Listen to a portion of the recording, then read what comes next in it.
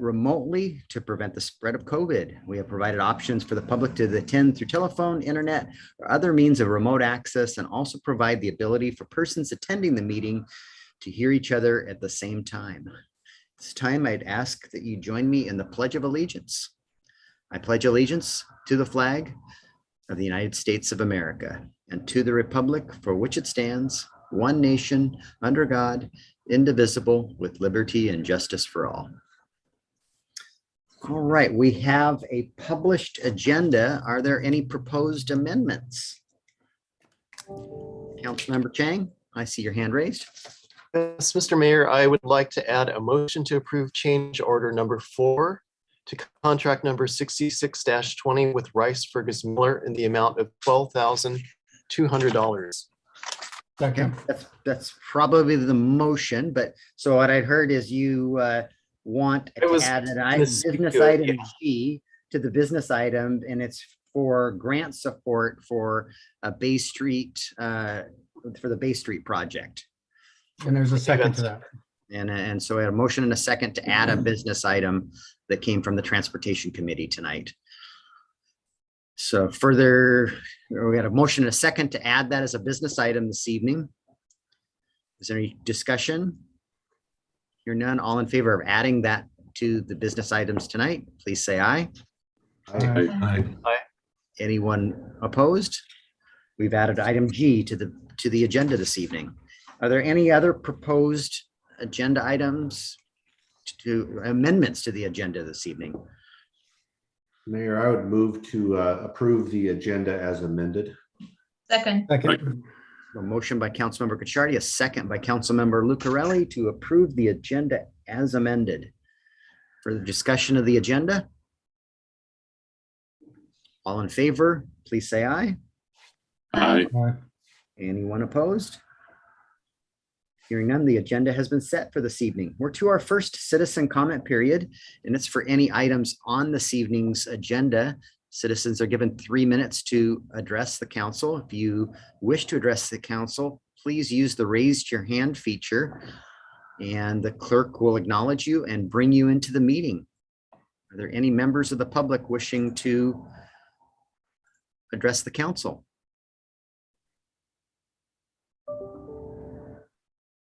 I don't see any hands raised, so I will close this first citizen comment period. We have a second citizen comment period at the end of the meeting this evening. We have a published consent agenda. Is there a motion to approve? Mr. Mayor, I make a motion to approve the consent agenda as presented. Second. Motion by Councilmember Diener, second by Councilmember Cacciardi to approve the consent agenda as presented. Discussion of the consent agenda items. I saw in the checkbook that the 1-ton crane truck that we ordered several months ago must have arrived because we're cutting a check for it. That was in the disbursements. All right. All in favor of approving the consent agenda, please say aye. Aye. Anyone opposed? Hearing none, the consent agenda has been approved. We have a presentation tonight, and it's the Police Department's Strategic Plan Review. Chief Brown, I imagine you're going to share your screen. I can, unless Ms. Reinerson has it set up. Okay, either way. If not, I will get mine ready to go here. Yep, I think we got it ready. Okay, yeah, if you've got it, perfect.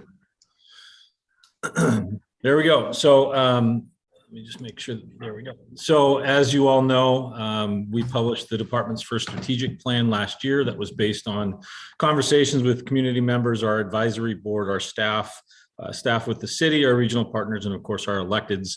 And as part of that, we intend to review it every year to see where our successes are and where we need to continue. And then we are also reviewing with our partners any other areas where we need to change and adapt. So next slide, please. I don't know if I can change that or not.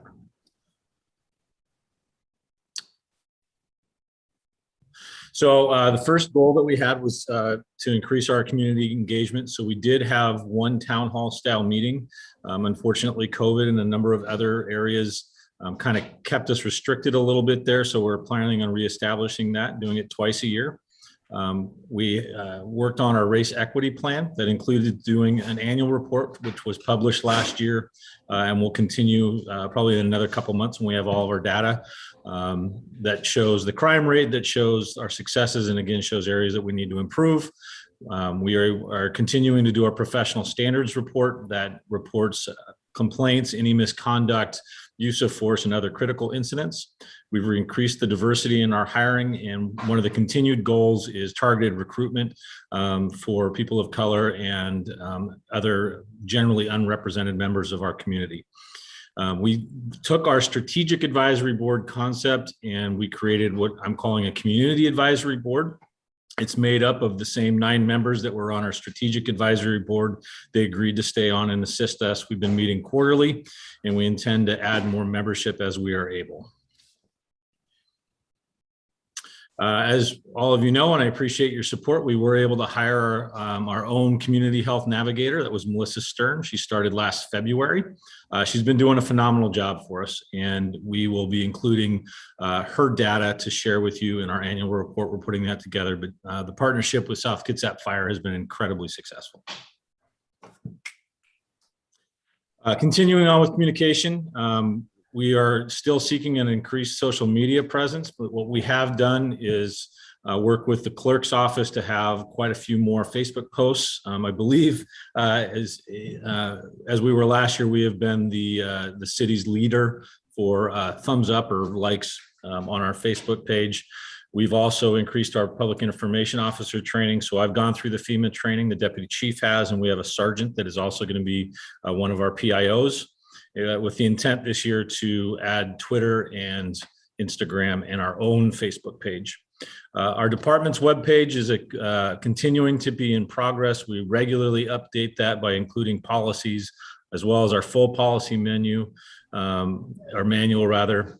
We're also doing a lot to clarify our forms so that people can get online and get those forms correct, and then our contact information. And then one of the other goals is to increase the number of success stories and photographs of the good work that the men and women of the police department are doing.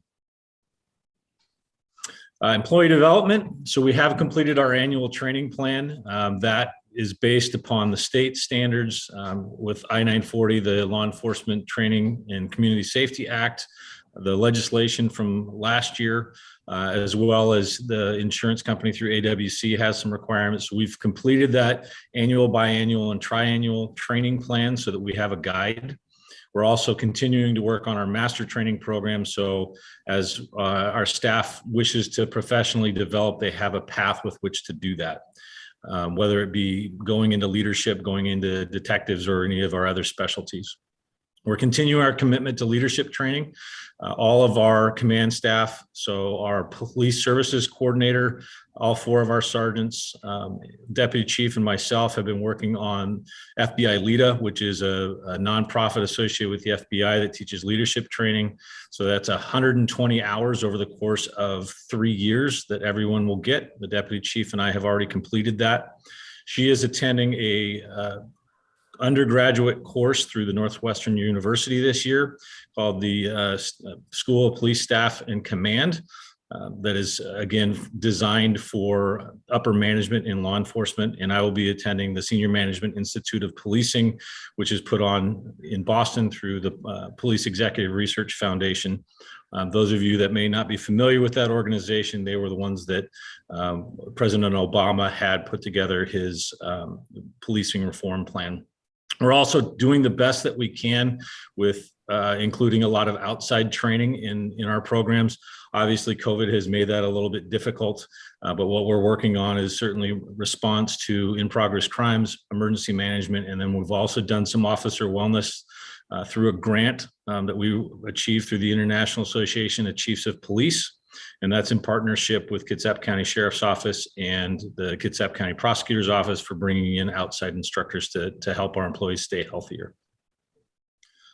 And the big one, as we all talked about already, we're very, very proud that we achieved accreditation through the Washington Association of Sheriffs and Police Chiefs. And we did that in 2.5 years, which is very, very rapid. And I give tons of credit to every member of staff in your police department. Technology, the records management system that continues to be a slight delay. A lot of that has to do with COVID and then some supply chain issues, but that's a program that we're working on countywide with all of the law enforcement agencies.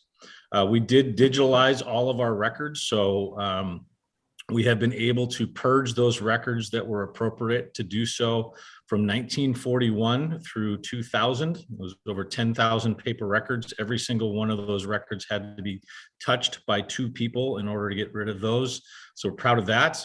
We took all of our sex offense records to be archived as per state law to WASPIC, and that was from 1941 to 2005.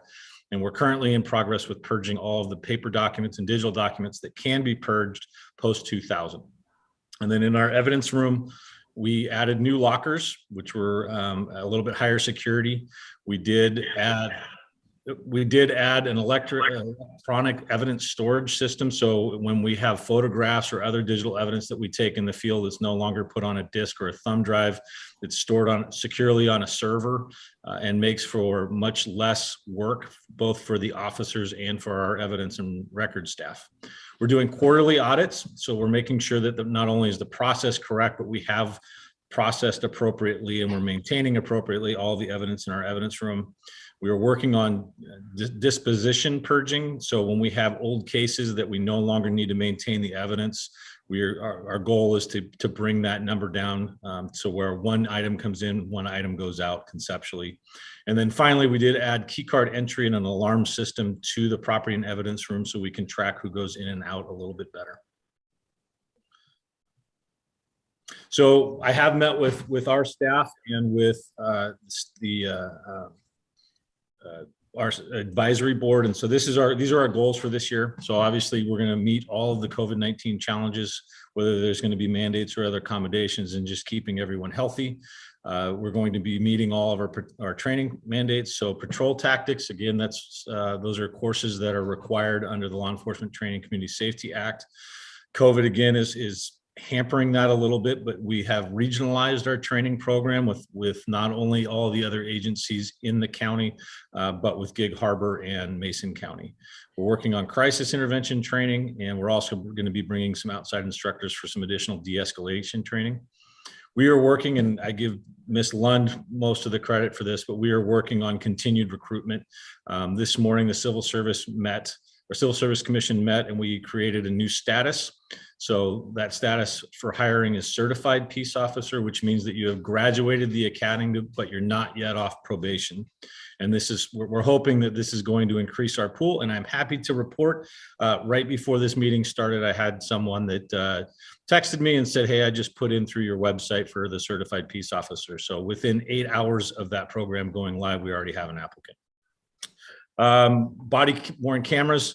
That again is something that we've been working on. We have made an internal selection that we intend to bring to the mayor within the next couple of weeks, and then we can talk more with the council about that, both for what our plan is and when we are going to be able to implement it. There is an additional FTE position that we intend to request, and we've already discussed with the council that will be needed to manage the records associated with body worn camera program. And then 3 weeks ago, we implemented a new tracking program for all of our critical incidents, misconduct, internal investigations, use of force, pursuits, things like that. And it's all in the cloud through a CGIS protected server, and that allows us to not only process those items quicker, but to be able to gather data on them a little bit easier. So when we have questions asked about what we do in these high profile incidents, we can pull that relatively easily.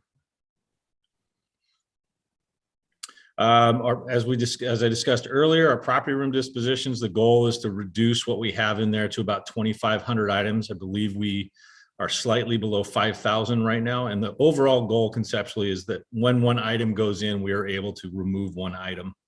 We're hoping to complete a staffing survey this year as our community grows, as we experience more critical incidents and a higher crime rate. Our goal is to have a plan moving forward where we can have appropriate staffing levels so that we can achieve what we need to achieve facing that workload. We're also looking to integrate our Navigator into the state system. So the state had been looking at having a Navigator type program, but it was slightly different than a lot of the already named navigators. So they have renamed their program, the REAL program, REAL, and that stands for Recovery, Empowerment, Advocacy, and Linkage. They are working with a group in the south end of the county called Agape. We've met with them once, and we're trying to figure out how we can fit in with them. And then finally, the goal is to cross-train all of our administrative services staff so that we remove a lot of the silos so that we can be more efficient. And if someone is out for an extended period of time, we don't have to have concern that some of that work won't be getting done. So that's the presentation. Hopefully I didn't go too quickly, but I'm available for any questions that you might have. Questions for the chief? Lots of hands there. Councilmember Chang.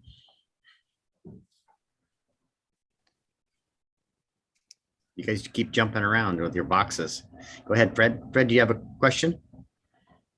Sorry, I didn't unmute. Yeah, Chief, I'm happy to see that you mentioned increased social media presence, Instagram and Twitter.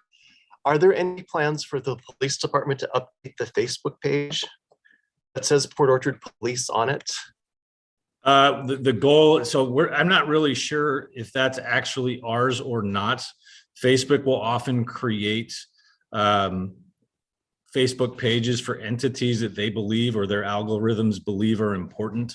So we have been only posting to the city page until we can come out and do it all as a package, because you can actually link all of those sites so that when you post to one, it posts to all.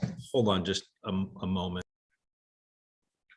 Councilmember Chang, our city policies likely will need to be updated related to the police department having their own social media accounts. So we'll have to take a holistic look at that in our policies before. We just can't, Chief can't just go out and do that. There's some policy pieces that you guys will have to approve for us to be able to do that.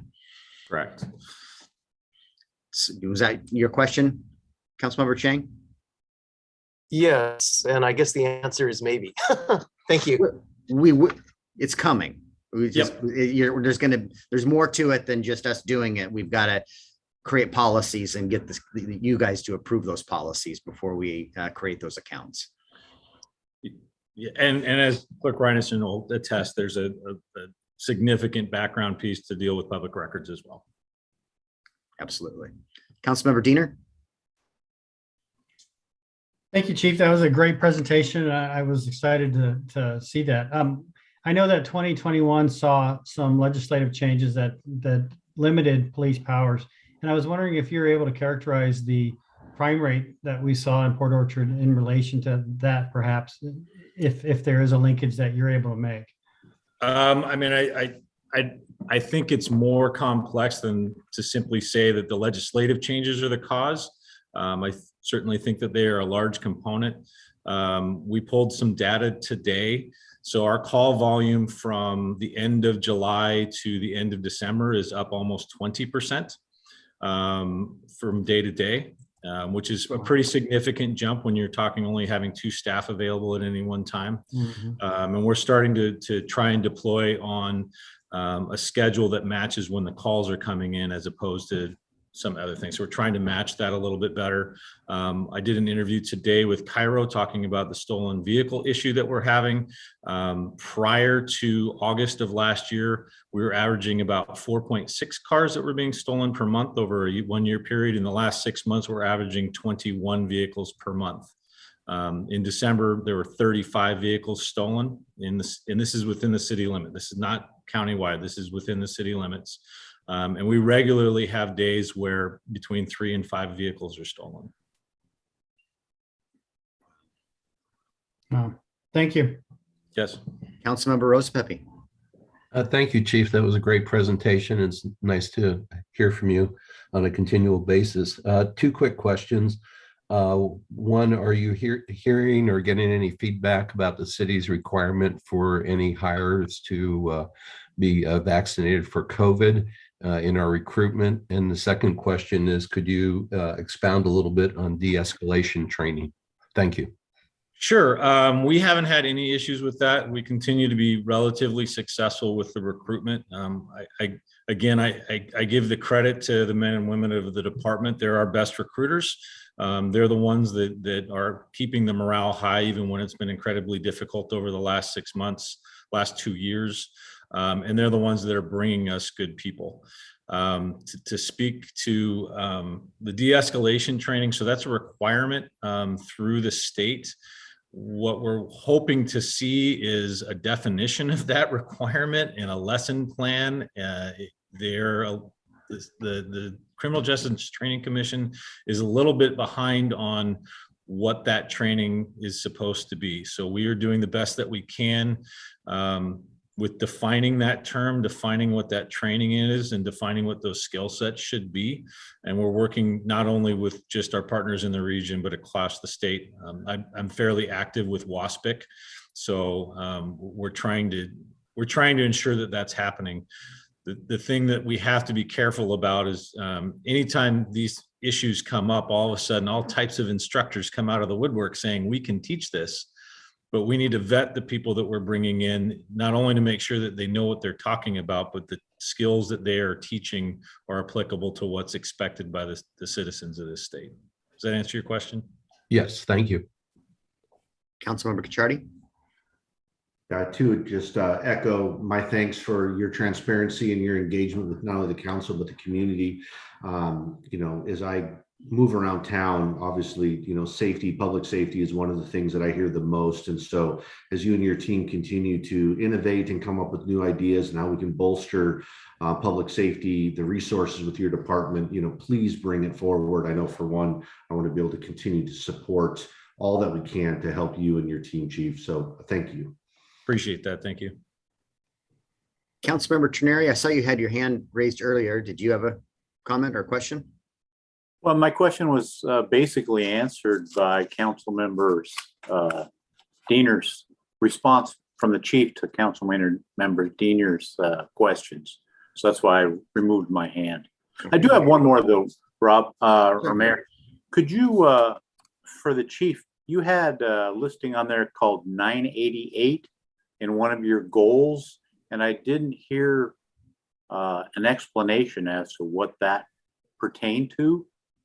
I apologize. I skipped over that. So 988 is, it has not been implemented yet. The state has created it as an alternative to 911 so that when you are in behavioral health crisis, or any other crisis, you can call that number and be linked with someone that can assist you.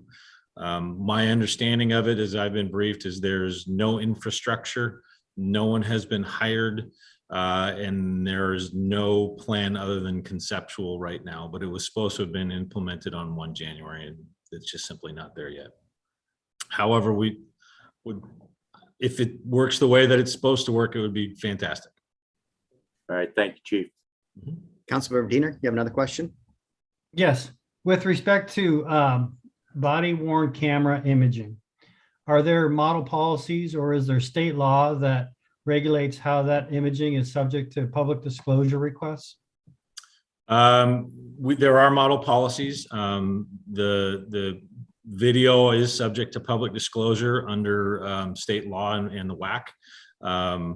We are working with not only the clerk's office, but a lot of our partners across the state to make sure that before we even bring them into the department, that we are prepared and ready for that. And Ms. Archer has been is instrumental in making sure that we're ready to go. So we aren't going to be doing anything or pulling the cord on that until all of those things are settled. Great. I'm happy to hear that. I've heard horror stories from years ago about where that was completely mismanaged. So thank you. You bet. And I'd just like to take a moment to recognize the chief and Nick Bond also. We're in the midst of the legislature's in session, and these two individuals have been very engaged. I know that the number of police reforms happened last year that have made policing a bit more challenging, and there are some reforms that are that are being proposed, and the chief has been engaged in letter writing whenever, whatever our lobbyist is needed, as a subject matter expert. And Nick Bond also has been participating in meetings and focus groups, and that's going above and beyond, because they already have their job to do, and to do this is we're getting something more out of them. But we've got a couple of experts in their field, and I really appreciate them participating in the process in Olympia, so that hopefully we can get good legislation passed this session. Thanks, sir. All right, any other questions for the chief? We're going to move on to our business items then. Thank you, everyone. You're welcome. Thank you. We're on to item A, which is the adoption of a resolution, repealing resolution number 08-20, and accepting council committee assignments and establishing council standing committees. Clerk Ryderson, this is yours. Yes, good evening, Mayor, Council. So on January 18, 2022, Council, at the Council Work Study Session meeting, council members provided recommendations on committees that they would like to serve on. For the Finance Committee, Rosa Pepe, Clausen, and Kachardi. Land Use, Chang, Diener, and Rosa Pepe. Economic Development and Tourism, Trannery, Chang, and Kachardi. Utilities and SAC, which is the Sewer Advisory Committee, Clausen, Lucarelli, and Traneri. Festival Chimes and Lights, Lucarelli. Transportation, Traneri, Diener, and Chang. Lodging Tax, Kachardi. For outside agencies to be represented for the Health District would be Mayor, and then Councilmember Clausen for an alternate. The Kitsap Regional Coordinating Council would be Mayor, and then alternate would be Rosa Pepe. Kitsap Regional Coordinating Council Executive Board would be Rosa Pepe, with Traneri being the alternate. Puget Sound Regional Council Executive Board, the Mayor, with Rosa Pepe being the alternate. Kitsap Economic Development Alliance, Lucarelli. Puget Sound Regional Coordinating Council Transpol, Rosa Pepe as the alternate. Kitsap Regional Coordinating Council Transpol, Rosa Pepe as the alternate. Kitsap Regional Coordinating Council Plan Pol, Mayor, with Rosa Pepe being the alternate. Peninsula Regional Transportation,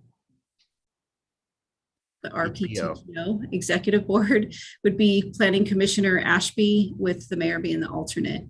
It was stated that during the first meeting of each committee, the chairperson would be voted on, and the date of the times and the meetings would be discussed as well. With that, staff recommends adopting of a resolution repealing resolution number 008-20 and adopting the new council committee assignments.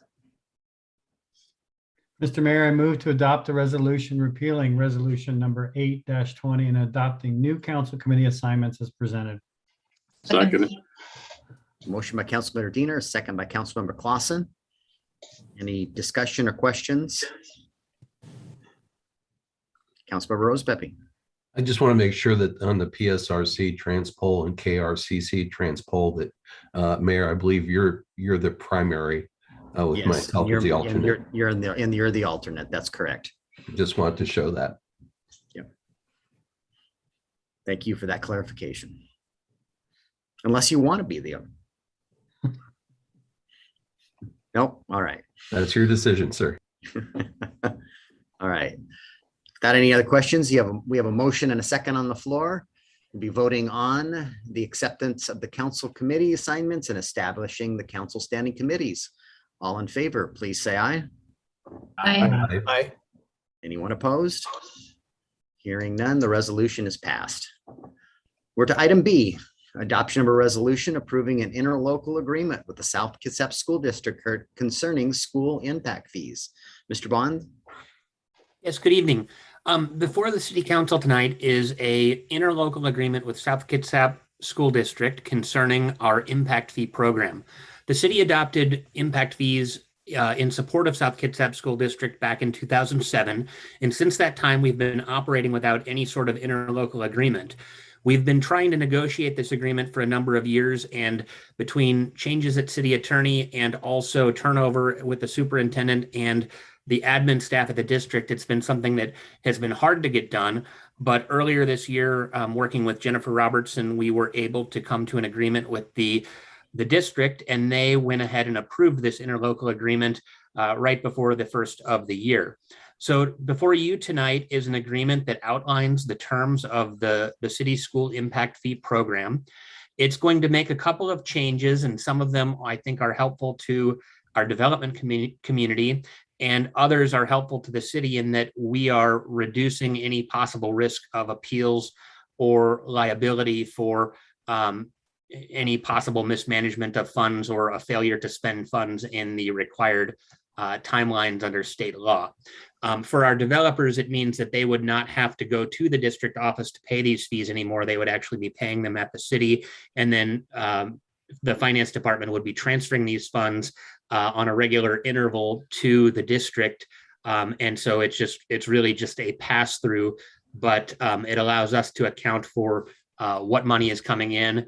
And then the final thing that it does is it requires that the school district both coordinate its capital facilities planning with the city and also provide reports on how it's using this money annually. So if we wanted to change anything in the agreement, it would actually have to go back to the school board as well. And because of that, we're recommending approval of the agreement as presented. It was reviewed last week by the finance committee, and they recommended bringing it forward to the full council for review and approval. So the staff recommendation is to approve it as approve the ILA as presented. Councilmember Clausen. Yeah, actually, Nick just presented the information. I was just going to report that the finance committee did review this and talk with both Nick and Noah in regards to impacts to staffing and that sort of thing, and concurred and recommends approval. So with that, Mr. Mayor, I move to adopt a resolution authorizing the mayor to sign an interlocal agreement with the South Kitsap School District as presented. Second. Got a motion by Councilmember Clausen, a second by Councilmember Diener. Nick, if I recall correctly from the finance committee meeting, we have a specific implementation date, don't we? And do the council need to approve that, or are we just going to do that administratively? We're going to have you not sign this until the 28th of February so that we start collecting it at the city on March 1st. So we have to make some changes both in our permit software in terms of how we calculate permit fees, and then the finance department has to set up their tracking and coding for taking this money in and then processing it. So we wanted to have a month to roll that out, and so March 1st is the proposed start date. And with that said, if for some reason council feels like they need more time with this, you could certainly kick it to the next meeting, and we still have plenty of time to deploy this. Okay. Councilmember Lucarelli, I see your hand raised. Yes, I was wondering maybe at a future date to consider a nominal fee for this service that we're providing. It may not be requiring too much employee time at this time, but just something that may be considered in the future, because it is going to be staff time. A fee is certainly something that you can charge, but it again would require a revision to the agreement. And I don't know whether that requires any sort of recalculation of the fee to build the fee into the school's program, but that is something that the city council could request. A huge point to this that was touched on at finance, and here is the indemnification language that we haven't had in the past. So that's a huge, Noah spoke to, yes, there is a lift here a little bit, but it's going to be part of the overall permit package when somebody's going to provide one-stop shopping, for our applicants when they come in and pick up their permits. So Councilmember Diener, I saw your hand raised. Thank you. Nick, is it unusual to see impact fees that are tied to CPI? No, and I believe that we did that for our transportation fees in this most recent update. So it is something that can be done. But in this case, it hasn't been requested. And because our school district includes areas of Bremerton and the county, none of the jurisdictions have a CPI adjustment on their fees. And we have told the school district that we would like to see them take a closer look at their impact fee study sometime in the near future and really update their plans. But for now, we're continuing with the existing fee and the fee structure unchanged. And now that we have this agreement in place, hopefully we can start working on kind of next steps for helping the school district grow with the city. Yeah, and perhaps when they come back with a more robust analysis of their fees, we could look at a CPI. So for example, this year with 5% or approaching 5%, that's worth capturing. Thank you. Councilmember Cacciardi? Yeah, just I'm not seeing a defined term for this agreement. It seems to be a bit perpetual unless under Section 5 there's a termination kind of trigger. I'm just wondering if there's some way we couldn't, I don't know, just figure out a way, 12 months, 18 months, 24 months to just revisit this to see how it's working, unless I missed a term of the agreement. Well, the impact fees are something that have been on the books for years. We just have never had an agreement associated with the collection of them. So I don't know that we'd want to have I'll let the attorney speak to it, but just to make sure that it's working for everyone. That's all. Just that I it doesn't get thrown into a file. I guess my only objection to setting that kind of timeline is that it took us 5 years just to get this agreement in place. And I worry about how difficult it's going to be to check back in if turnover or those types of changes continue, or if they're switching attorneys. It seems like it's been a little bit of a revolving door at the district. And so I like that this doesn't necessarily have to be revisited, but can be revisited in that time frame. okay. And there is a termination provision, I think that was Section 5 that you were referring to, that gives the city the right to opt out at any time if you're unhappy. But this is intended to be a living, breathing document that will govern the relationship for a long term into the future until the school district does undergo their own study. So it is somewhat perpetual in a way that we don't typically see, and that is intentional. Councilmember Clausen? Yeah, basically, I wanted to share two things. One of the things we talked about, Cindy, for your benefit, is we specifically talked at the Finance Committee about the potential of adding an administrative fee. And that's where we talked specifically with Noah to make sure that he was aware of the impact, was comfortable with it, and his report to us was he was fine. And then the second thing, I just want to reiterate what Nick has shared with us, certainly from my perspective, and I know we talked about this at the Finance Committee as well, getting the indemnification language and hold harmless codified, if you will, is huge for our protection, if you will. So we see that as a big benefit to moving forward with this agreement.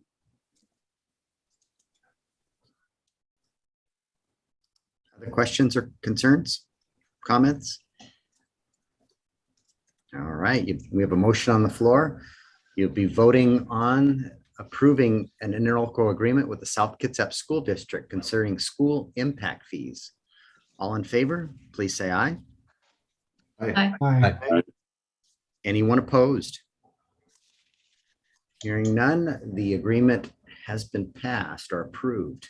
For item C, adoption of a resolution authorizing a retainage bond in lieu of a retainage for contract number 036-21 with ACI for the Sydney Avenue Sewer Repair Project.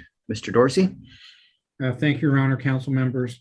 On April 13th, 2021, the Port Orchard City Council approved contract number C036-21 with Active Construction, or ACI, for the Sydney Avenue Sewer Repair Construction Project in the amount of $358,358. On July 9th, 2021, the city's Public Works Department issued the notice to proceed for the project to ACI. Following the execution of the contract, the Public Works Department received a request by ACI to bond for retainage pursuant to RCW 60.28.011(6), which allows for bonding in lieu of the city's withholding retainage. It was discovered that the construction form utilized was not complete in that it did not include forms designating how the retainage was to be held or the option for the use of the retainage bond. Subsequently, a retainage bond was not submitted when the contract was assembled and authored.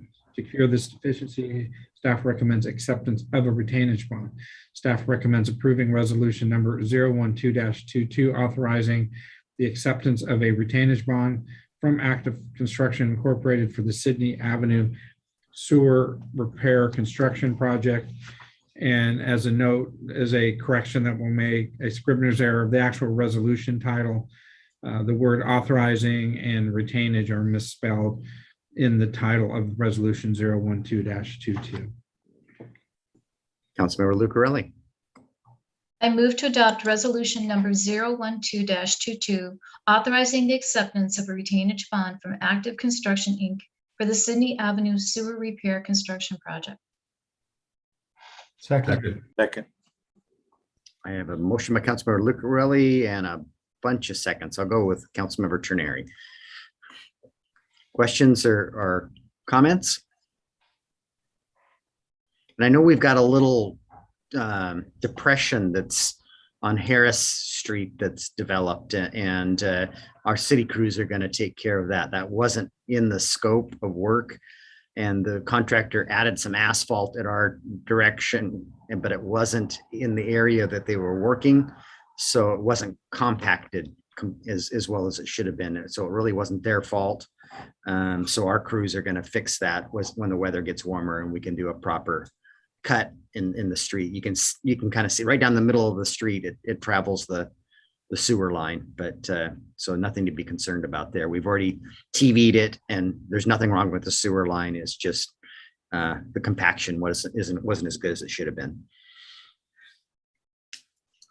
So with no questions, you'll be voting on adoption of a resolution authorizing a retainage bond in lieu of retainage for contract with the contract for ACI for the Sydney Avenue Sewer Repair Project. All in favor, please say aye. Aye. Aye. Anyone opposed? Hearing none, the resolution has passed. We're to item D, approval of a contract with Holmes, Weddle, and Bearcot for legal services related to a workers' compensation claim. Ms. Lund, this is yours. Thank you, Mr. Mayor. Good evening, and good evening, council members. The City of Port Orchard participates in the Association of Washington Cities Retrospective Rating, or RETRO program. As part of that membership, the AWC manages our workers' compensation claims. In 2020, a city employee filed an L&I claim. L&I denied that claim, and the employee then appealed the denial of the claim to the Board of Industrial Insurance Appeals. The Association of Washington City retained the law firm of Holmes, Weddle, Bearcot to represent the AWC on behalf of the RETRO program during the early stages of the appeal process. As the claim progressed through the appeal process, AWC shifted the matter to the city and recommended that the city retain Holmes, Weddle, Bearcot to ensure the continuity of the claim representation. Therefore, staff is recommending the city retain the services of Holmes, Weddle, Bearcot to continue to represent the city of Port Orchard in this appeal process. Estimated cost may exceed $35,000, which is the procurement policy limit to do this without council approval. Therefore, this contract is in front of you tonight. The contract does contain a provision limiting the expense to $50,000. Separately, council was emailed from City Attorney Archer a confidential memorandum regarding this matter, and I'd be happy to answer questions. Councilmember Clausen. Mr. Mayor, I move to authorize the mayor to execute an agreement with Holmes, Weddle, Bearcot to provide legal services related to workers' compensation claims as needed. Second. A motion by Councilmember Clausen, a second by Councilmember Rosa Pepe. Any additional questions for Ms. Lund on this matter? Councilmember Pichardi. I've seen the contract where we're limited to a total fee of $50,000, which is I think maybe a little bit surprising due to the complexity of the nature. What happens if we get, 2, 3, 4 months down the road and this is unresolved? Will this have to come back? Well, we're not, this law firm is Attorney General's office is actually the attorney of record on this. We're just providing support to protect our interests. Is that not correct? That's the situation? That is correct. And they have provided an estimate of expenses and it's under 50,000. And if it gets beyond this $50,000 mark, we got to do some cost benefit analysis of much farther we want to take it. I believe the lion's share of these dollars are for depositions, so that we can get those ahead of going to trial. So we know exactly what the witnesses are going to say when we get to trial. Councilmember Trenary. Yeah, thank you, Mayor. So essentially our really only option on this would be to go out and seek retainer of a new attorney firm. Is that correct? Mm-hmm. At the additional expense and starting all over in this process. So this seems to make perfect sense to move ahead with this.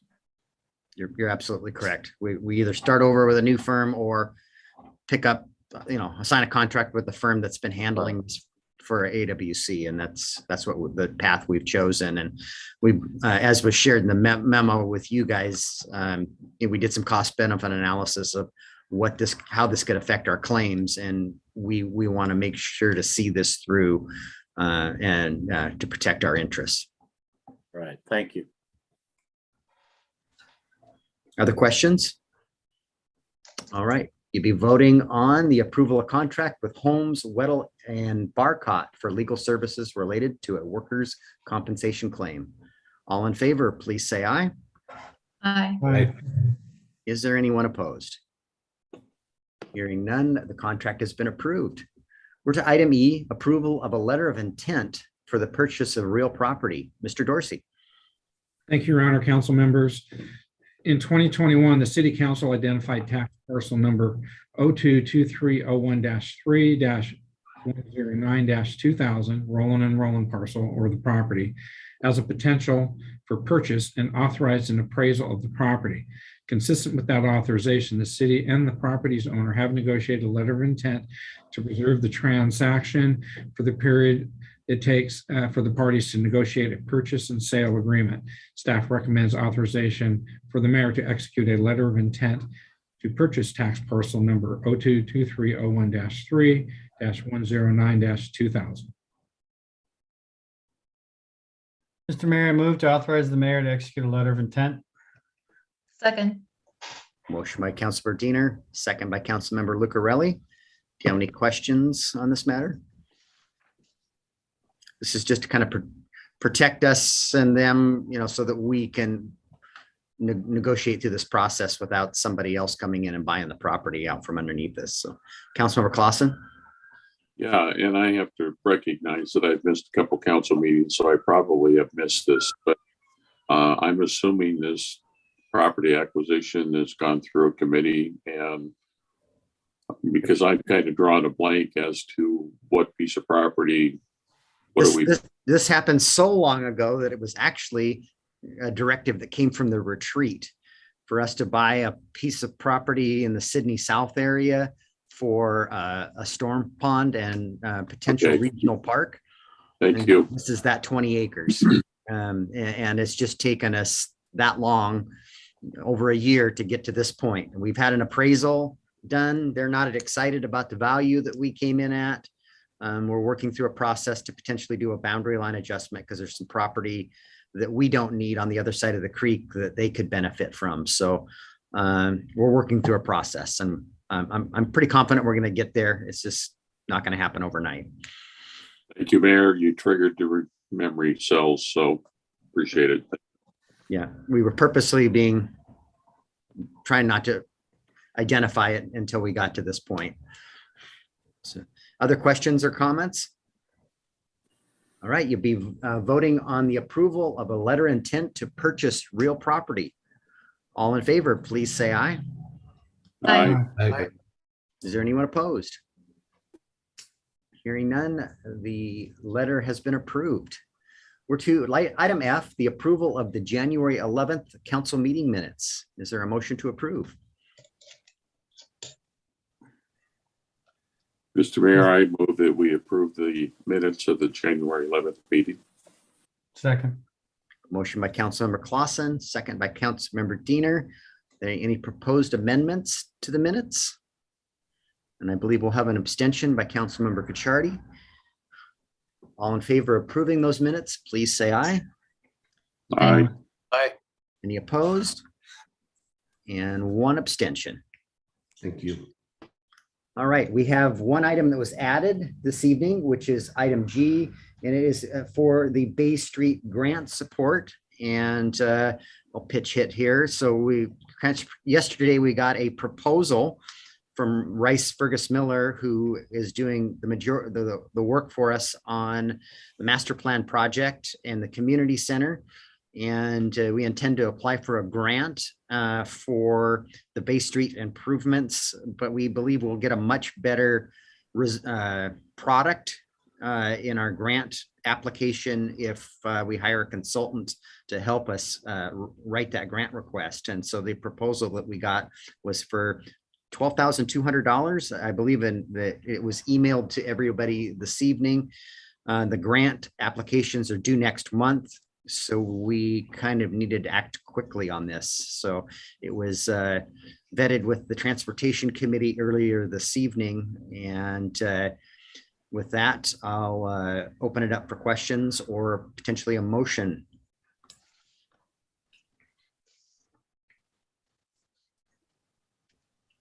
Councilmember King, you have a motion by chance? I do have a motion. I move to approve change order number 4 to contract 6620 with Rice Fergus Miller in the amount of $12,200. Second. So a motion by Councilmember Chang, second by Councilmember Diener. And this action will likely require a budget amendment later in the year for the funding. See, Mr. Dorsey's got his hand raised. Yeah, I want to clarify that it's actually amendment number 4, not a change order. Amendment number 4. Okay. And Mr. Bond?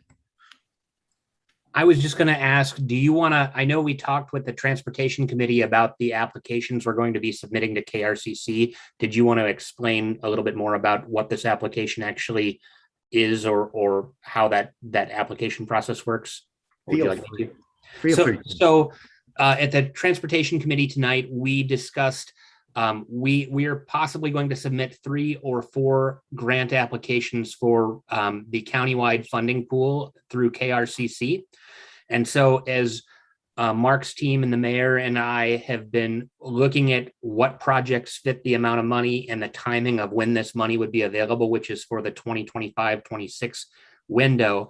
The Bay Street project near the community center rose to the top because that's roughly when we should be moving to construction on the community event center.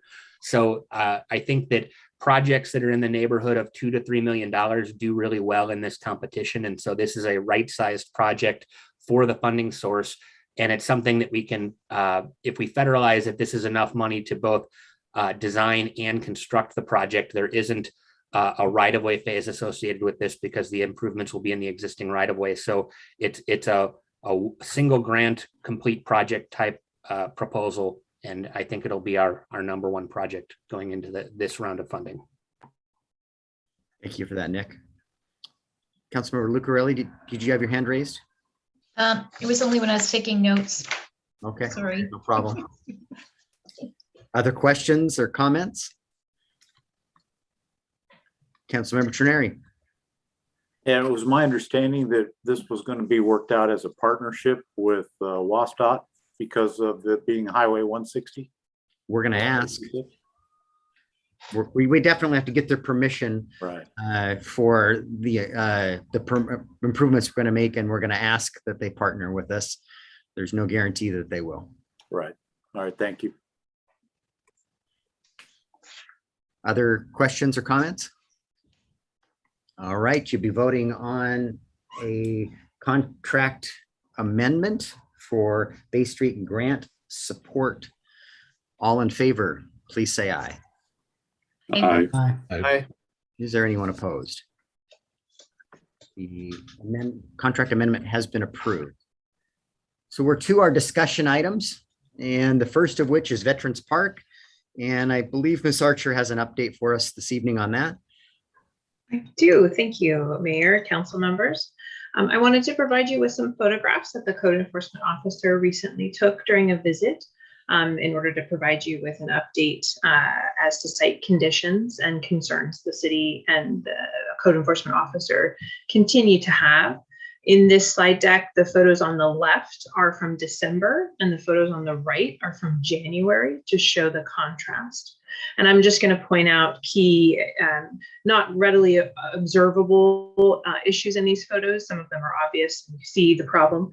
But for example, in this first set, while the county has installed additional porta potties, they have installed them in a way that makes them unusable because they are at an angle and they are located where they are located primarily as observed by staff because that is where they're easily accessible by the company to service the porta potties. You can see that trash has dramatically increased since December. And one of the key issues that we're trying to get remediated is the RV located on the right of way that remains open despite requests that it get closed.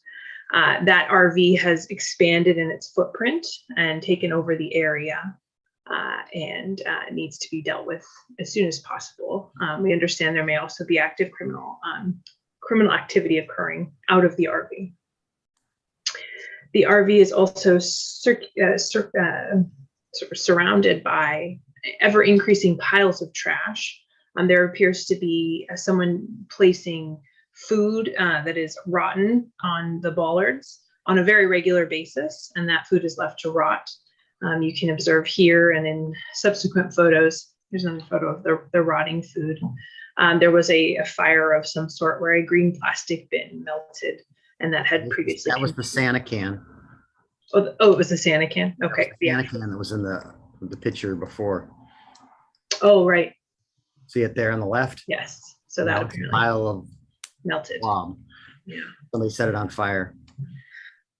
And you can see the code enforcement officer described it as sort of an ever expanding footprint of tents. They seem to have consolidated, particularly around the southeast entrance.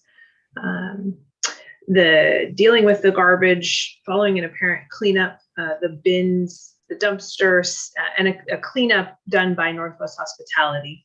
The dumpsters remained in place long after that cleanup was completed. They're not being dumped by the county on a regular basis.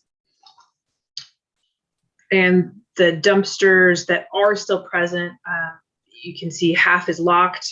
The lock was broken off of this side. So the dumpsters do remain locked and inaccessible, meaning that the garbage is ending up on the ground and then being sorted later. So these photos clearly, and the testimony that council members provided at our last discussion on this topic have triggered the code enforcement officer to reach the conclusion that we are entering the next phase, which is assessing civil penalties to the county. The hope is to do this in conjunction with the Department of Health or the health organization, who has also issued a code enforcement notice and indicated that their next step was also civil penalties. The council will recall that we have assessed, or we have noticed, violations of a variety of different code provisions. The civil penalties that the city can levy vary from $100 per violation for public nuisance violations and similar issues, all the way up to $1,000 per violation for illicit discharge and stormwater issues. We plan to determine whether there is currently a documentable illicit discharge occurring into the stream, so that we can utilize those higher penalties as a form of an attempt to trigger compliance. Obviously, penalties are never a money-making scheme. They are an intent to trigger compliance and to try to elicit voluntary compliance. Seeing as we aren't there yet.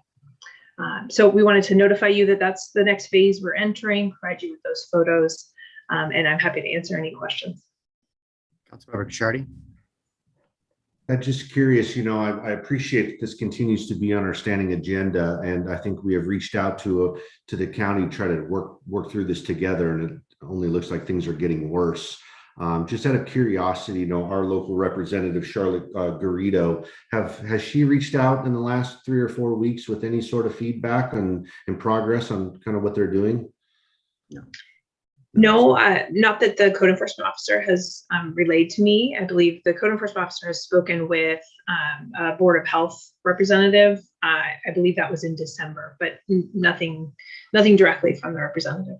It is just appalling to me that we would be faced with this type of scenario with another public jurisdiction. It's really sad to see this, and I think we need to continue to attack it. Full steam ahead. It's appalling. I don't know what other adjective to use to describe it. And this is just unacceptable, and the health consequences. So thank you for keeping this on the agenda and for continuing to track this, and for code enforcement. It's unbelievable that we're at where we're at. Councilmember Diener. You're muted, sir. Thank you. What are the steps necessary to get the RV out of there and to get ecology blocks in place? I can't speak to legal risk if the city were to do that. I think mechanically the steps for the county to do that would be to notice and maybe work in conjunction with law enforcement, city law enforcement, but to notice the structure for towing. I know there would be towing costs associated with it. And if there were to be a homestead claim to the space, we would have to store it, and we wouldn't be allowed to destroy it or anything of that nature. But I think it's a relatively streamlined process once you notice it adequately. And if I could add, I was just going to add, I don't believe that road is right of way. It's actually a private driveway on the county's park property. So maybe there's something we could do in our right of way along Mile Hill to block off that access for future vehicles, but it's not a city or county right of way. Councilmember Rose Pepe. Yes, Charlie and Mayor, I guess, what are the steps that we can take besides penalties at some point in time? And we're obviously getting pretty close as we get closer to spring. What can we do, and when can we do it? It's worse than I've seen it, and drive by there every time, and it's time we need to take a little bit stronger action. I know we're not going to do it tomorrow, but I'd like to see us come up with our own plan and start moving forward with it. Well, I think what Charlie has depicted here this evening is the next step is the fines.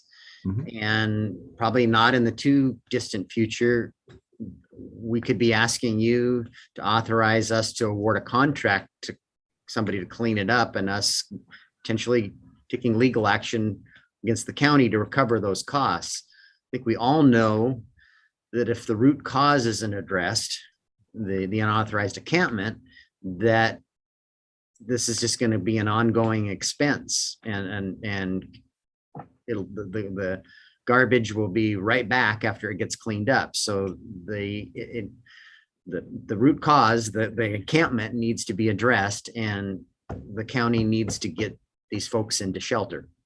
And our two discussion items from now, I've got a little bit of a solution, but not a huge one. Councilmember Lucarelli. Just a couple of things. If we were to actually block that access, how would services be reached in there, the porta potties and that sort of thing? Would you put a gate in, or because you've got the porta potties and you also have the dumpster that needs to be serviced?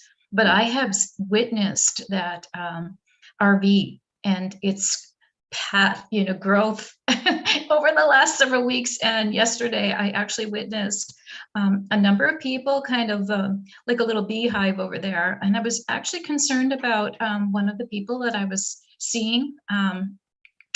It looked unsavory. And I didn't go into it to check out the situation, but I'll have to say that just from the little bit that I witnessed, I was concerned about the safety of one of the individuals involved. I believe the dumpsters and the porta potties are being serviced via a different access. I don't think that is the route that's used for servicing those. So that would not be hindered in any way. Okay. The one dumpster was, or the one porta potty was being serviced from there, but it's no longer usable. Right. Yes, that's something I didn't mention from the photos, but the porta potties and I believe the dumpsters have all been consolidated into one location. Which again, we believe is due to service needs. Yeah. Councilmember Chang? Yeah, I was there last Thursday handing out extra food from Family Kitchen, and it is a difficult place to walk at night because you can't see all the mud on the pathway. I've been told that the county plans to clear that pathway so it's more walkable. And there is a lot of trash, and the dumpsters actually, both Councilman Diener and I were at the larger cleanup, and the huge dumpster that was pictured there in the middle of the road was full, and it was not enough to contain the trash that was being produced. So it is frustrating and it is appalling. But I think I'm curious as to how much the county is already spending on the dumpsters and the replacement porta potties, and why it isn't looking any better, at least when the photos are taken. Now, we can certainly throw a bunch of fines on them, but I don't know that that's going to solve the problem. So I would actually like to have more dialogue with them. Yeah, and in response to that, Councilmember Chang, I know the code enforcement officer has been reaching out to have that dialogue. That is her intended practice, is have a communication, open line of communication. I think that's gone unresponded to, whether it's due to the timing of the year and folks out of the office, but she's been unable to get FaceTime with some of the key players. And as far as cost is concerned, I would provide for the council that the city of Olympia recently underwent a very large scale cleanup, and estimates as to the cost associated with the cleanup of the encampment and providing temporary shelter off-site in mobile living structures. Those costs were under $100,000. So we absolutely should get the data as to how much the county is currently paying to perpetuate what exists, and contrast that with the cost that the city could potentially incur if the city, as the mayor described, were to have to go to court and do it ourselves, since we would need a court order to enter the property to do it. Concerning to me, your statement, Councilmember Chang, that the county intends to make improvements so it's easier to get in there. I think that flies in the face of what we're asking the county to do. That was just hearsay that they were going to remove mud from a walking path. I don't know if that's a priority, and I certainly haven't seen any progress there. Councilmember Rosa Pepe? I was wondering if Kitsap Transit has seen any issues on their property with the encampment being so close to their operation. Mr. Mayor, I can answer that, and I haven't been made aware of any increased issues related to the facility that we have there on Retzel Road. Thank you. Remember, Retzel Road is just a maintenance facility, and it is enclosed behind it in its own fence. Yes. So, Councilmember Trenary? Yeah, everybody knows I'm the newbie here, but I remember there was some sort of an agreement or a letter that was sent from the county people to the city in regards to things that they were going to be doing. And there seemed to be a time frame of which I don't remember, but the time frame of which these things were going to be done. Have those things been being completed? It kind of seems to me that the county's actually waiting for us to do something about it because they don't want to do anything about it. They gave us a timeline. They gave some actionable items. Some of them have been done and others have not. And that's why, and you know, the garbage and it's not acceptable in particular how that's being processed and handled. There's been no updated communication between the we got a letter from the county giving us those timelines, and I've had a couple of conversations that that haven't gone well. I would say that there's been gaps in their performance and that they've underperformed in other areas as well, including estimated garbage haul out. I think the communicated shared goal is ultimately providing housing for the unhoused that are living in the park.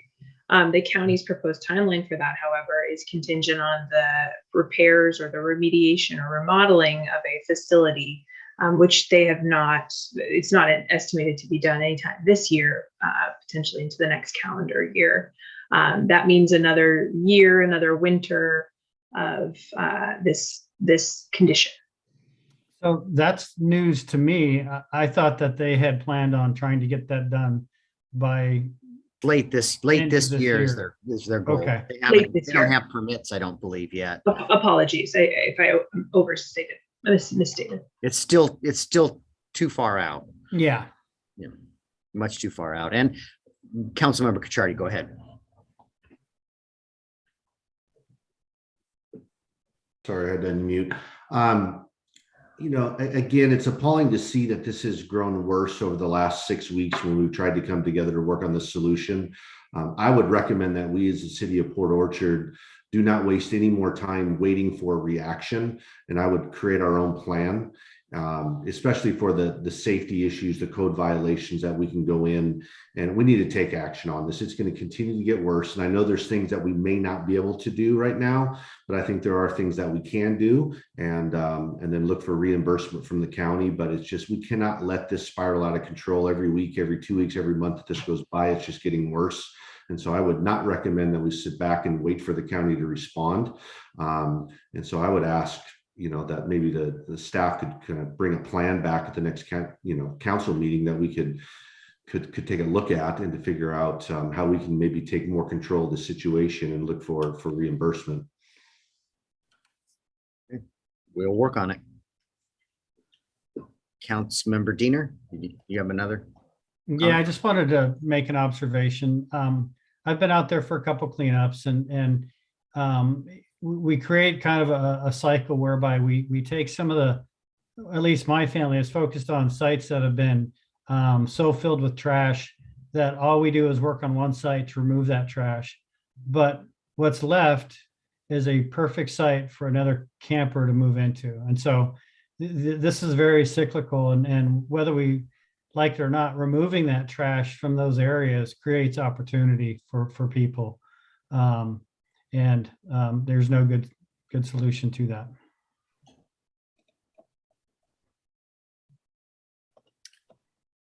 We'll come back with a plan. All right. Sorry, I don't have better news. Let's talk about better stuff. So I know we all love training, and Debbie Lund is here to talk about our annual risk management training, and you guys get to pick what it is you want to learn this year. So Debbie, take it away. All right, thank you.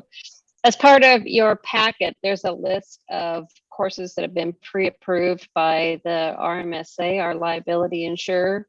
That is a requirement, assuming we want to save $1,000 deductible, which of course we do. So I'm open to however you guys want to tackle that list, and choose one topic for your annual required training this year. Councilmember Rosa Pepe, you're first. You get to pick it. Since I was the last one to complete it, thanks for the reminder by everybody. I'll be the first to at least suggest a topic. The one of the ones I liked going through it was risk of social media in the workplace. That's my Cindy's nodding your recommendation. head. Any objections? That's exactly the one I was going to say. All right. Now there's a trick to this. Okay. If you like me nagging at you, wait till the fourth quarter. But if you don't want to hear from me, do it in the first quarter or the second quarter. And the mayor's very good about it, by the way. I see a number of hands raised. Councilmember Trenary? Yeah, so is this an individual type of training or is it a group training? The group. So you guys, we get to pick one course and everybody gets to do it. Gotcha. All right, thank you. And it's part of individually one of the online. requirements of our insurance company. Yeah, it's done individually online. You log into a portal, Councilmember Trenary, and take the training. Yeah. It's kind of fun, actually. Take you about an hour and you'll get a link emailed to you. And then emailed to you again and again and again. So. Only if you don't complete it initially, correct? Correct. There you go. Then it All goes right. away. All right. Councilmember Clausen? Yeah, I just wanted to point out that this particular one is identified to take 2 hours to complete. It's more than just 1 hour. So you have a better recommendation? Parliamentary procedures, it's 1 hour. Okay. I see Cindy shaking her head no. Well, and I was going to make a comment about, Cindy, your idea of having fun is a lot different than mine.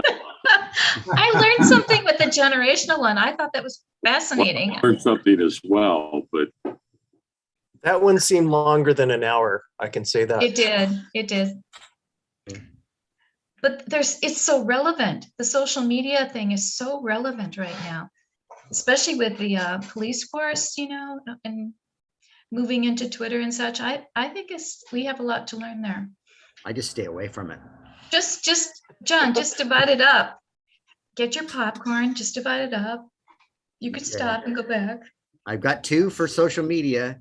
I haven't had, didn't get a second for John's idea. Is there another? Third for social media. Third for And- social media. And the fourth for social media. Okay, it's social For media. social media. All right. Sorry, I've John. been outvoted, so I guess it's social media. Yeah. All right. As Cindy Next said, year, we'll pop, pick one that's 30 minutes. yeah, pop some popcorn, as Cindy said. Enjoy.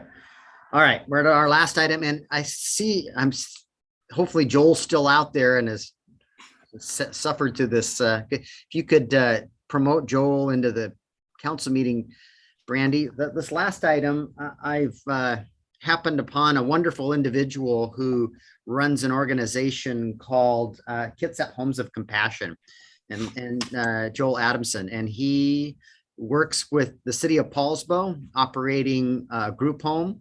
He has one in our urban growth area, but we can't use our 1406 money except for in our city. So he has provided us a proposal to operate up to 3 group homes that we would subsidize the operation of. And maybe we could take a little bite out of what's going on at Veterans Park. And Joel and I met with our navigator, Melissa, last week and talked about some of her needs. And one of the things that came from that conversation was, while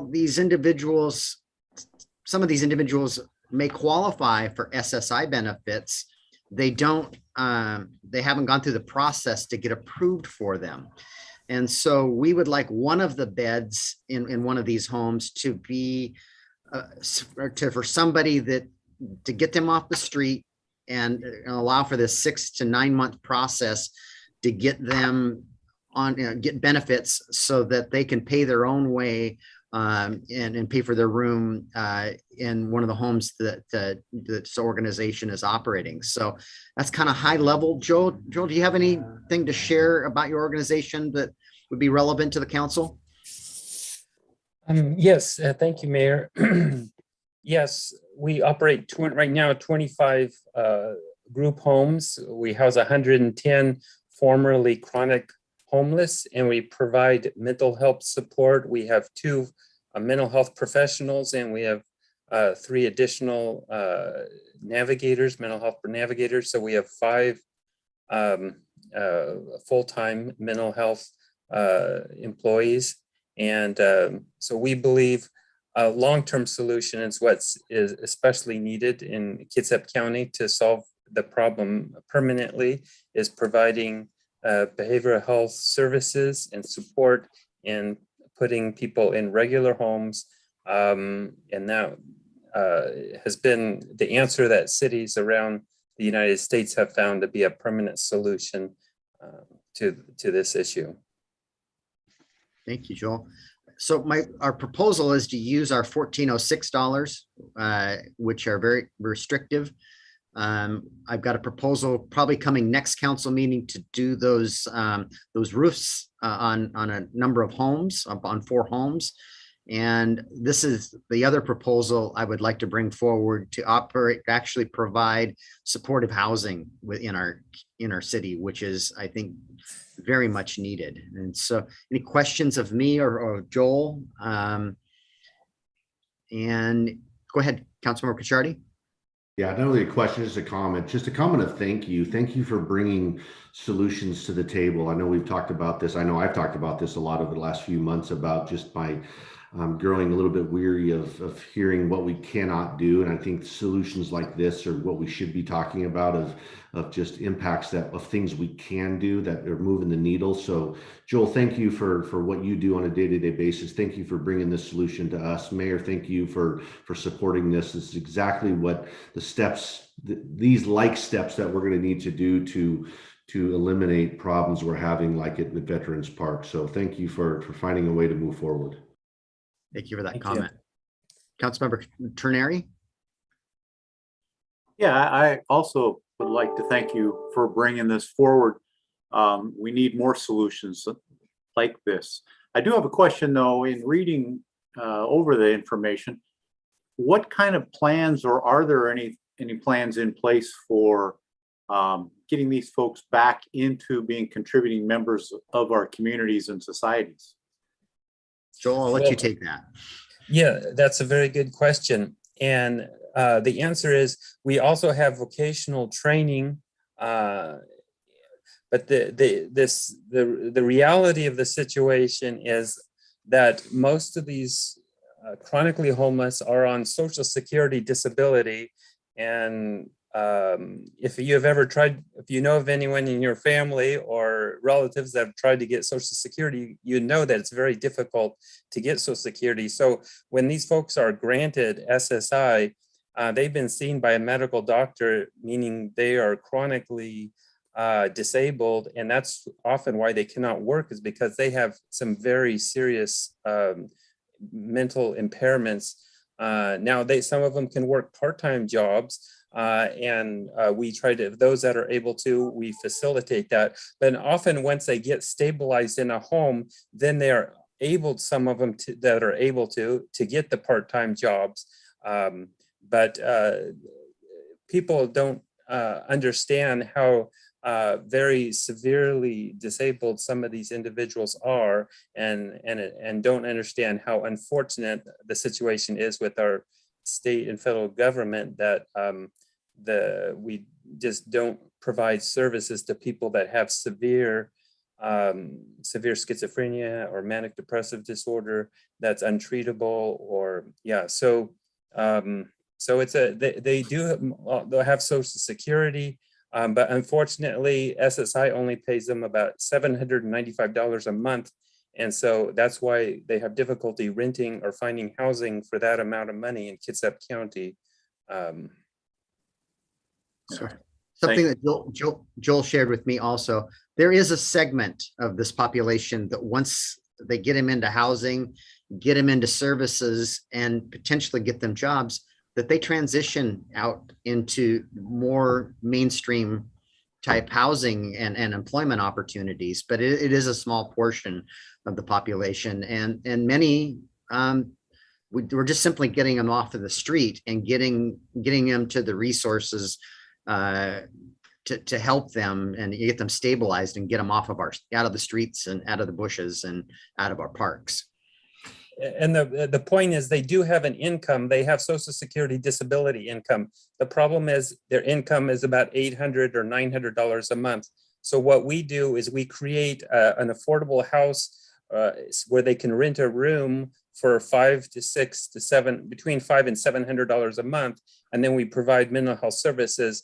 That's why it's sustainable. They're paying for it out of their own Social Security disability income. But then our organization needs help financially to help pay our mental health providers that go to the homes and provide the mental health services to the individuals. Councilmember Lucarelli. So I'll be real curious to see the stats that you have when you start working here in Port Orchard. I'm curious how many people are actually on disability, or how many people have addictions that are putting them in this place. Because I think it's a real valuable thing that we have here with this new program that's starting to capture the data so that we can find out how effective we are. And I'm guessing there's going to be plenty of people who decide they don't want to change from the way they're living right now. But anyway, thank you very much. And I look forward to regular updates. So this is just giving our navigator a tool in her toolbox. These 12 beds aren't going to solve the problem. But it is, we can be firm with those individuals that don't want our help when we do have a shelter bed to offer. And that's just giving us a tool in our toolbox to help the folks that we can. Councilmember Chang. Yes, I wanted to thank you, Joel, for trying to bring these into the city limits. I'm actually acquainted with two of the houses. One was in the city limits for men and one is outside the city limits for women.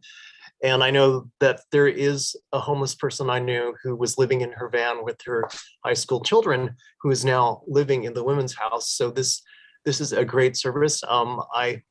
I think you should also ask for funds to augment some of the rental costs, because if they're getting $700 in SSI and they're being charged $500 or $600, that doesn't really leave them a lot.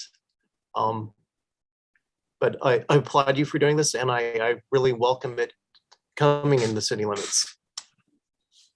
Councilmember Chang, that's a great question. And that was part of our meeting with our navigator, Melissa Stern, is do we offer 8 beds in 2 houses and a larger subsidy, or do we try to help more people with a lesser subsidy? And I think we came to the conclusion it was trying to help more people, but then offering that 1 bed where we're trying to help someone that doesn't have their benefits lined up yet. And that's a once we get that person, with their benefits, then we're going to help the next person, and so on and so forth. So that was kind of the model that we came up with, the conversation with our city's navigator.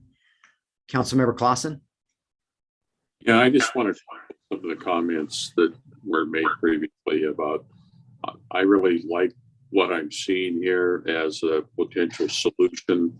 This isn't the silver bullet that's going to correct all of it, but it is a step in the right direction.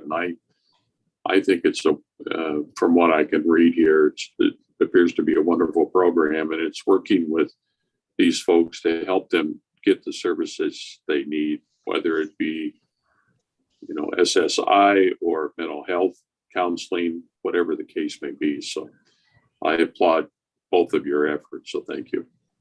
Thank you. Councilmember Diener. I just want to second what everybody's had to say, Joel. I appreciate this. Like John said, there's no one magic solution. There's not even many magic solutions. The reasons people are where they are is so varied and complex. So I appreciate what you're doing, and as well as with some of your other projects around Kitsap County that I think will make a difference. Thank you. Okay. Well, Joel, our city attorney is going to go to work on an agreement, and we'll get that to you as soon as we can. We'll talk about it tomorrow morning at our staff meeting. And Mr. Crocker, I see you got your hand. raised.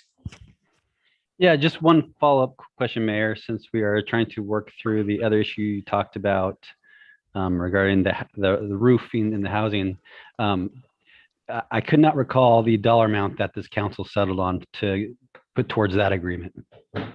We haven't brought the agreement. I did share with them at the last council meeting, the bids for $42,000 for the 4 homes, and no one balked at it. So that's what Charlie's working with.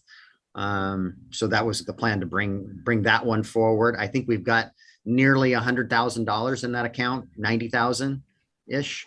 And Joel isn't going to be able, even if we gave him our checkbook today, I think it's going to take him a month or 2, or maybe even 5 months to get 3 homes lined up and rented. So I don't think, even if once we enter into this agreement with Joel's organization, I think it's going to take a number of months before he's seeking reimbursement from the city to operate these homes. So I'm not too concerned about exceeding the dollars that we have, because I think his agreement will be roughly $40,000 for a year. And I think we're going to be a few months into the year before it gets going, and a little over 40,000 for the housing Kitsap program. So, but very good question. Thank you. Is everybody comfortable with those dollar amounts that I've thrown out? Okay. And I think we'll have something. Not really. Okay. We've discussed this offline. We've got another, I think, opportunity once the church up there on DeKalb and Harrison is doing something similar for youth. They're still remodeling the building, but when they get rolling, I think that's going to be an opportunity for me to reach out and form a similar partnership to this for their operational expenses when the time's appropriate. And I think we'll have some dollars, and that's probably a next year conversation. So with that, thank you, Joel. Appreciate you coming, and we'll be in touch soon. Thank you very much for inviting me. All right, we are to our council committee reports, and economic development tourism. I'm not sure that you have set your first meeting date yet. I think last week we identified Monday, February 14th is what's on my calendar. Nick, you offered that up. Is that consistent with what you remember?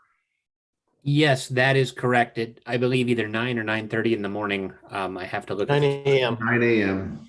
Okay, Brandy, if you could get that added to the website and the future agendas. Utilities, I see, is on February 8th. You haven't met yet. Finance met last week. Councilmember Clausen, I think you're still the chair.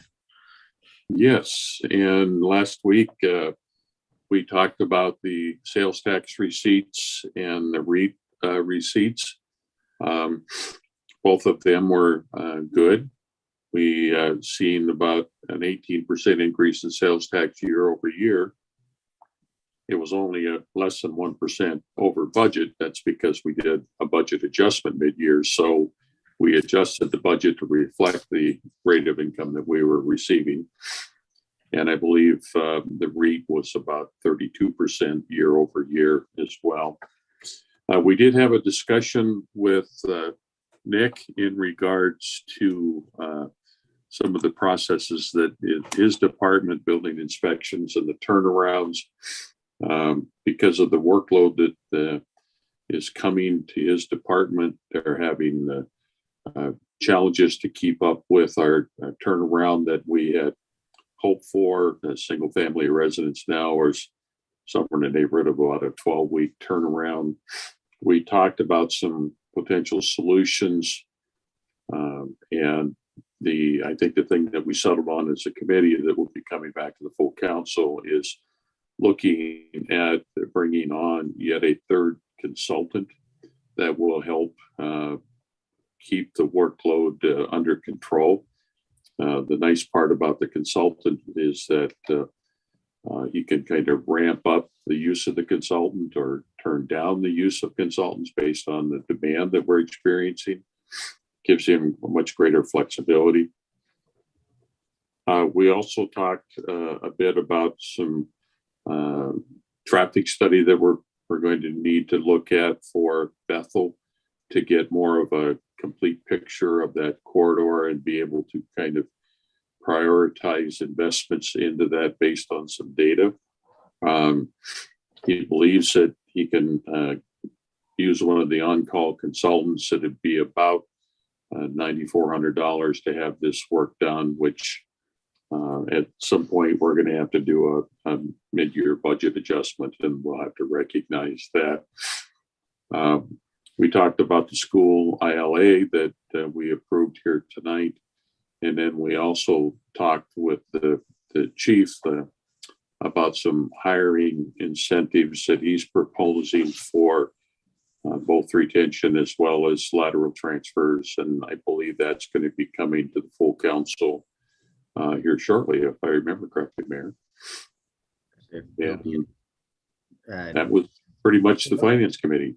Yeah, we'll see those. I think we're going to bring those to the work study next week, and then potential adoption the end of the month on those. I think that's, next month, right? Oh yeah, how about next month? There you go, since we're not having work study next week, so. Thank you. When you're having fun. Thank you for your report. Transportation, you met tonight, and rock, paper, scissors, Fred won, and he is now the chair. Yes, I was late to the meeting and got selected. I'm just going to name some of the topics that we discussed, and if you want to hear more, Mark or Nick will tell you more about them. We talked about many topics. The ones that I thought were noteworthy were an ADA transition plan. We already have one, but we'll be talking more about the recent progress to it. We talked about one of the items that was on the KRCC applications, which was the grant, the additional grant funding. Some other items there were Old Clifton non-motorized improvements, and I forgot the third one. Some of the streets, sorry. Oh, right, okay. There's going to be sidewalk improvements on Pottery and Lippert, the northwest corner. There was talk about the congestion on Bethel. And let's see, there was talk about grant on Lippert using funding to pay for street overlays. And then there was talk about the KFC roundabout needing to be a 4-legged roundabout instead of a 3-legged roundabout. Yes, and just to add on to that one particular one, I signed a letter yesterday. The state, that roundabout in front of KFC, through their entire public process, everybody advocated for a 4-legged roundabout, and they just released their design getting ready to go to construction, and it's a 3-legged roundabout that removes Maple Street, and they gave us pause, and so we want a 4-legged roundabout there. We have well infrastructure to serve up there, and we have a development project that wants to be served by that street, and so we're basically telling the state we want a new track. We want a 4-legged round. We prefer a 4-legged roundabout. We would prefer a new traffic light over a 3-legged roundabout that limits access at that intersection.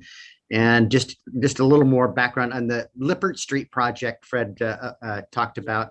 We've got a grant from the county from the CBDG money, which is federal HUD money that the county gets. And our normal process, we would get our grant documents and our grant approved by the council before we go to construction.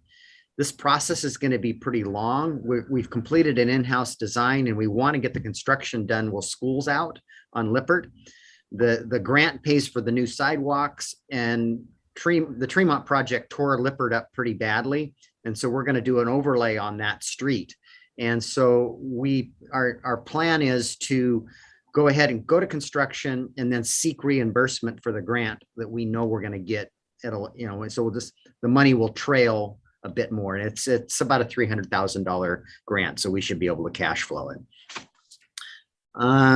Moving on to the next committee, Chimes and Lights. Looks like you met yesterday. We did, and December 3rd is our live event this year. Christmas around the world is a theme, and this year is Scotland. Next year will be Jamaica. And what we're doing is getting our plans in place for moving forward. But we do have some concerns, and the financial information wasn't available for our meeting. And so I have to see how the transportation costs from this past Chimes and Lights affected the budget, because we had not planned for the almost $7,000 expenditure for transportation management.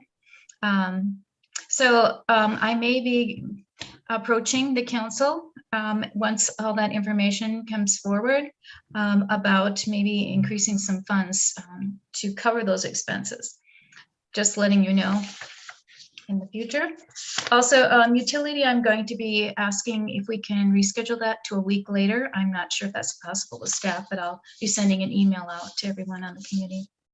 Thanks for your report. Land use, looks like you're going to meet on February 16th. And lodging tax, new chair is Councilmember Kitsap. It says to be determined.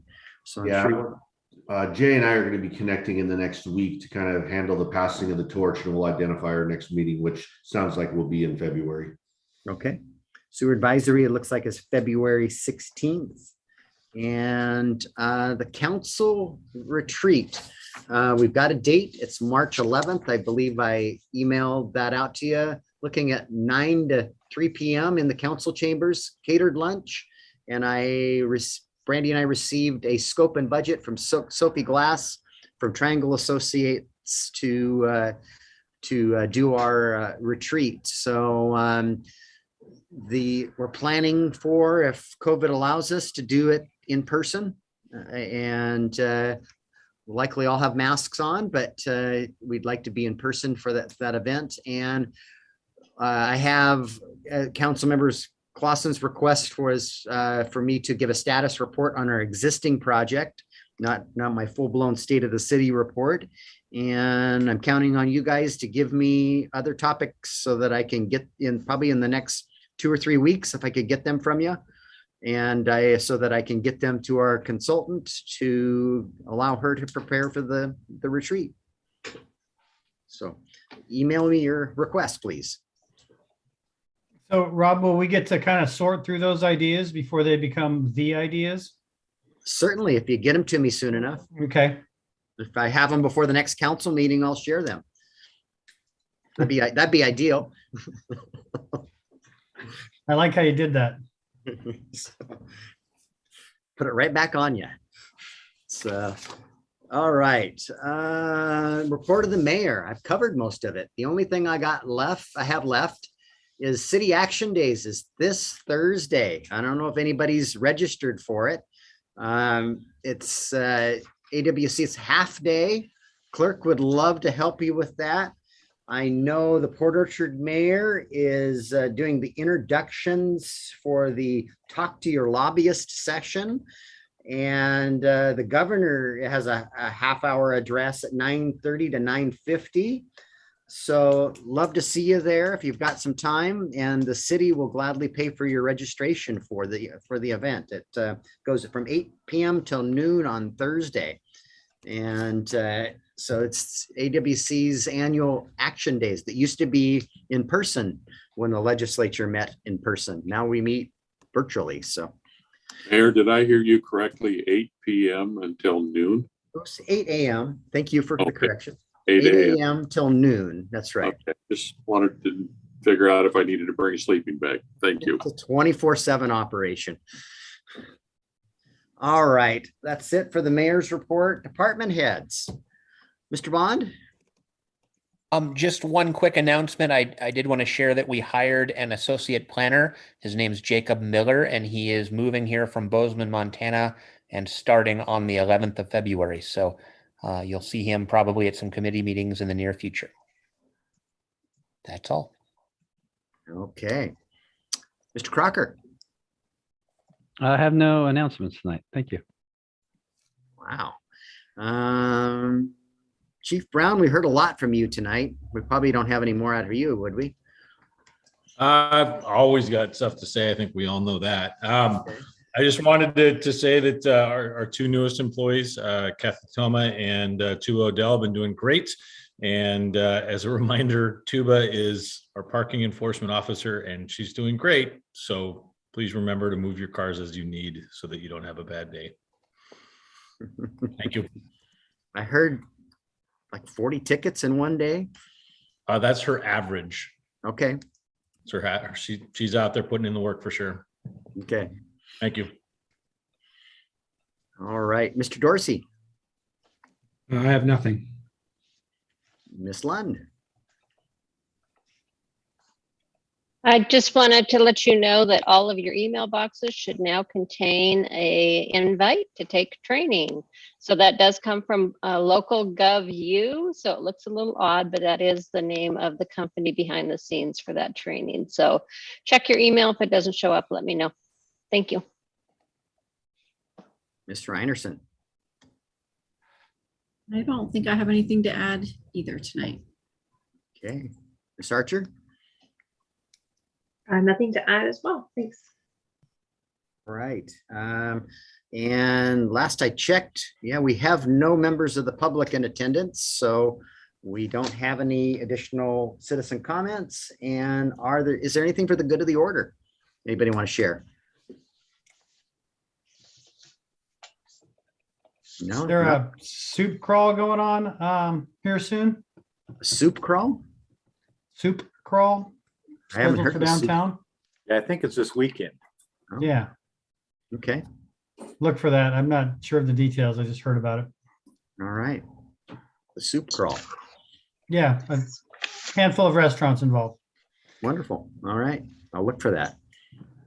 Anything? Last call. All right. We'll see you guys in a couple of weeks. Bye, everybody. All right, see you.